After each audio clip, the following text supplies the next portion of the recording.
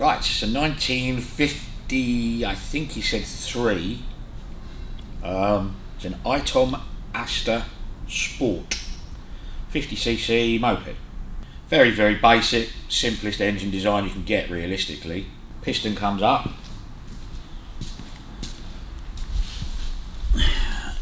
So as the piston comes up, whether it's firing or not at the moment, as it comes down, it sucks fuel in, and the bottom of the piston cuts off your carburetor, yeah? Okay. So then that mixture then goes down into your crankcase here, gets compressed and squirts up. See that lump there? Yeah. So the mixture gets compressed in the lower crankcase, then gets squirted back up through your transfer port into the combustion chamber as the piston's then coming back up. Sparks, fires, goes back down, forces the exhaust gas out the exhaust, and the cycle starts again. That's why it's called a two-cycle, two-stroke engine. So apparently it's been to a specialist in East Grinstead somewhere.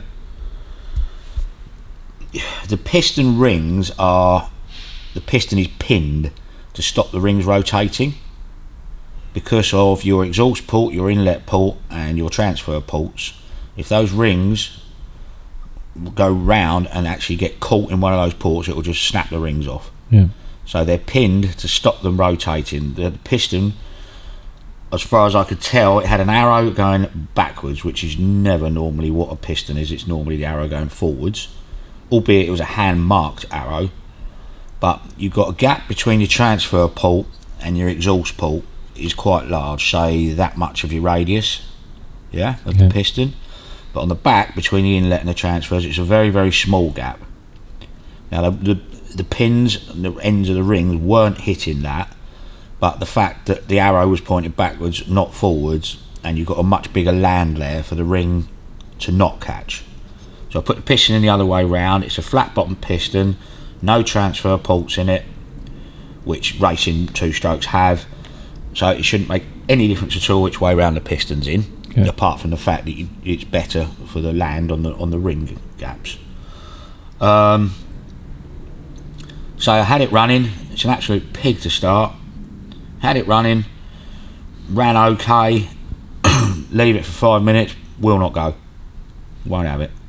So I put it down to sparks as you would do, because it's got plenty of fuel. Changed the coil to new coil. Got into taking the coils off the stator plate to try and sort out if it's getting a good spark, which it seems to be. So we were just looking up whether we can get any new parts for the stator plate. The only other thing it could be is these here. They're called crankcase seals, but they're air seals. They're to stop mixture blowing out when it gets compressed on the lower end, or sucking air in. The guy said it had been done, the guy in East Grinstead, which I'm no reason to doubt. He couldn't get it going, gave it back to the owner, said I can't get it going. So basically I've taken all the fuel out, dried it all out, left it over the weekend literally to dry any fuel out that's in it. So we put the stator plate back on, put the flywheel back on, and see if it fires from cold. I cleaned all the carburetor out. It's not that, and the only other thing I can come up with, if the main jet is miles too big, but it should start anyway if you don't give it any throttle. It should start on your idle jet. So that's the only other thing I can come up with. If it isn't that, then it's going to be basically engine apart, to have a look inside and see what's going on. I just don't know. As you say, it's so simple, isn't it? Yeah. I don't think the way this works, sometimes if you have a carburetor on the side, you have a cut in the crankshaft, and that is your inlet timing. But the way that's set up, the way the engine's built, I'm pretty sure the flywheels will be solid. They have a hole in them sometimes, a transfer hole. But it's got good compression. It doesn't sound or feel like there's anything blowing out. Normally, if this is gone, when it goes, it runs fine. Yeah. If you've got air leaking in on the crank because the bearings are wobbling or the crankcase seals are split, they misfire, they pop, they bang, they're all over the shop, Yeah. It's something really stupid, but it's just trying to find that really stupid something. I see it's got one spark plug. Yeah, single cylinder, 50cc. Just it wouldn't be that. No, I've tried it with about 20 different spark plugs in it. Okay. Taking the exhaust off, because two strokes can be known to have a blocked exhaust pipe. It's not that. The only other thing it possibly could be is the condenser here, but it seems to spark constantly. So that coil originally was on the bottom. You have an ignition coil and a lighting coil, yeah. So it hardly generate any current at all. So it just puts a little bit of power out for the lights. I've swapped the coils over to see if it's that. It's only a matter of soldering one thing on. Reset all the ignition timing. All we can do is try it again from cold now when it's all dried out, you know. Could have just been really, really flooded, but I doubt it, the amount of time I was pissing around with it. Wood rough key at the top. Back in neutral.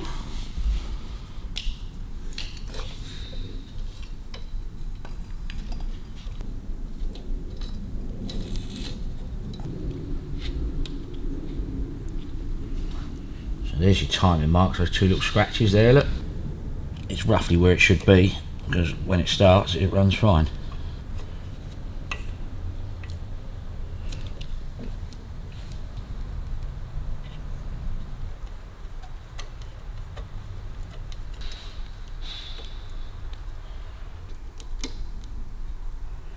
Right, that's it for the wiring. You've literally got one wire to make it run. That one will be the other coil if it's in for the lighting.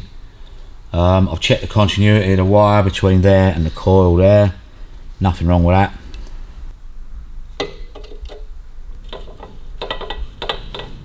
I've reset the points gap. Let's see if she's sparking. Give that a buzz up on the wheel.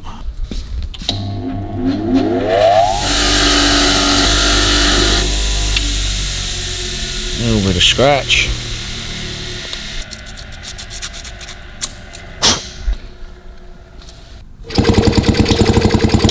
That's a lovely spark. It's a lovely little spark. Right, so we put the strobe light on it, and then we can tell whether it's sparking inside, yeah? Hold that in, turn it over, and you should be able to tell whether it's actually sparking inside the engine or not, yeah? How's that work then? Strobe light.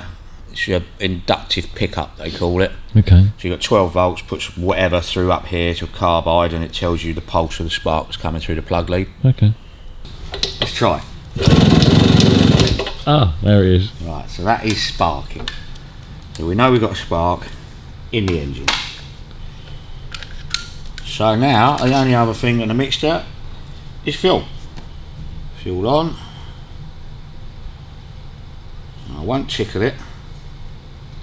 Can you put some weight on there, because it could jump into gear. That's it. So let's try that without priming it.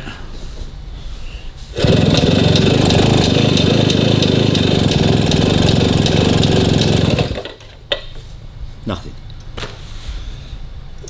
Give it a little prime.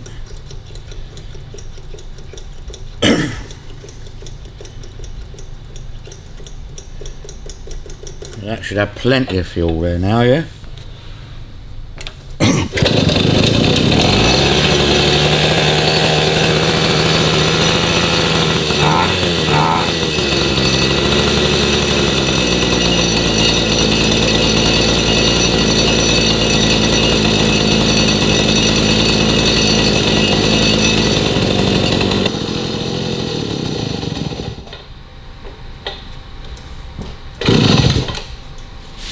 See, that should just go.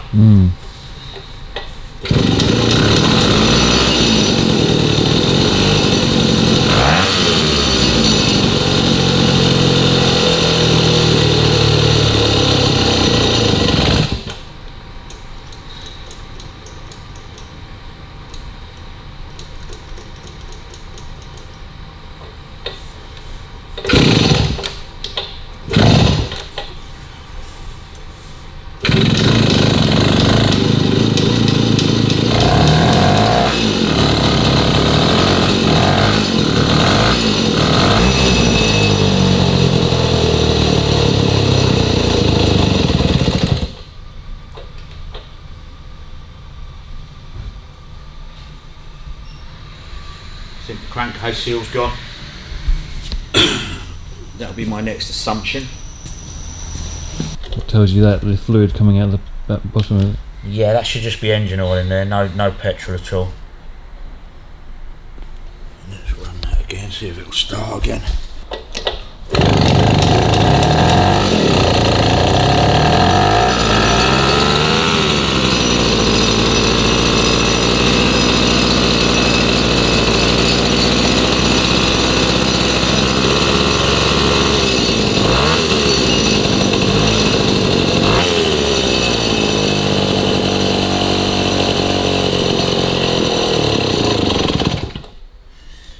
It's a weird one, isn't it? Very strange.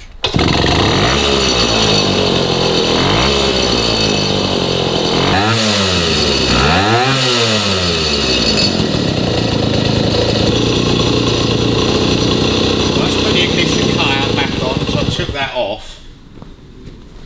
And then we'll start it and stop it without hand choking it, because all that's doing is flooding it. But that is definitely the best it's run so far. But it's whether you leave it, if it will start again, you know? Where's the other wire gone? That side should be. So is that just oil coming out the bottom of the crank then? That? Yeah. That's two-stroke oil off the exhaust. The horrible messy thing that's two strokes. So that's, don't forget I've been pouring oil in it and all sorts of stuff. It all needs cleaning up now.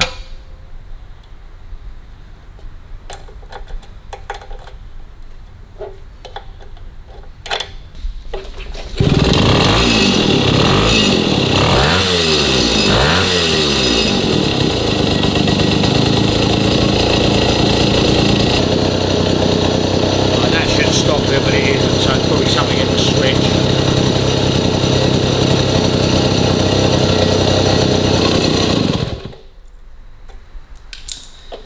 So now we haven't hand choked it, that should literally just kick it and it should go. But you then got to leave it. Yeah. So that is the best it's run. That's a promising sign though, isn't it? Yeah. So that's weakening it right down on the mixture screw, so I might need to go up one on the needle in the carburetor to get finite adjustment on it. I can't remember where I left the carburetor. Yes, that's running, you're weakening it right off, one up on the needle. Let's do that.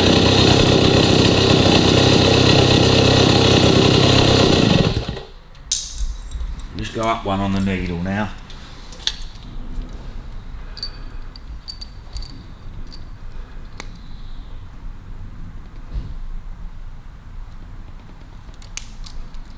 Right, so your needle's got 5 notches in, yeah? Mm-hmm. And that just, because that's on a taper, that richens it or weakens it.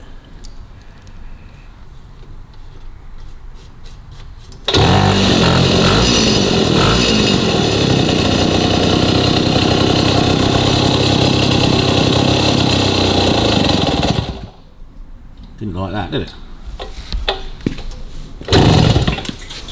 Let's wind her over again, get her going.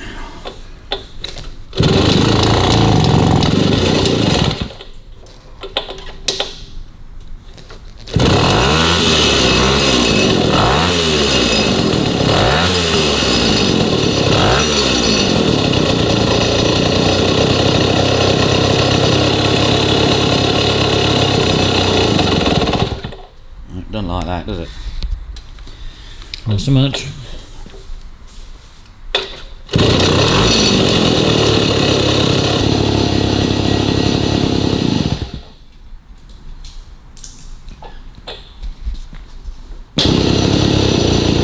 Right, turn the fuel on now.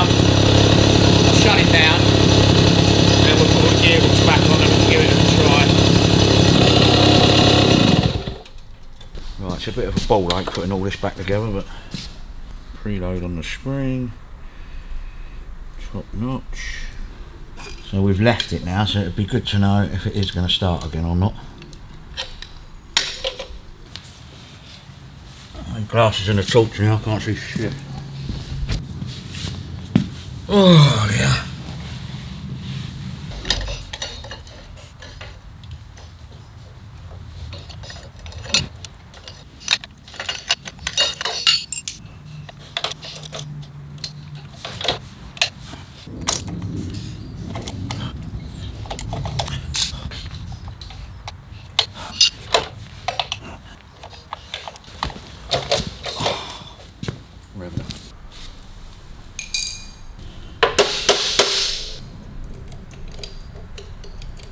Now the question is, will it start? Moment of truth. Yeah. Give it a tickle. Should be enough.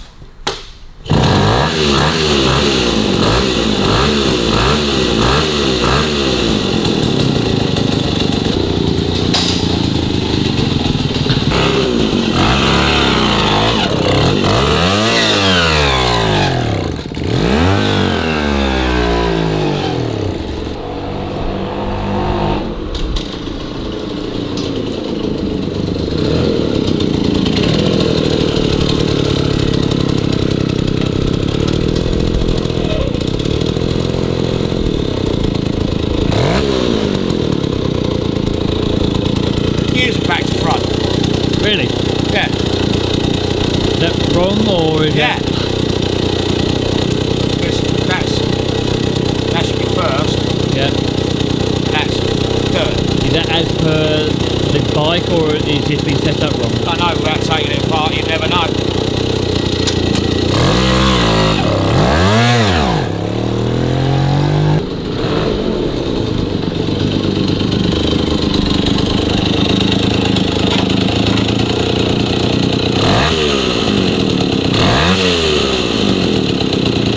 Seems to be running alright, doesn't it?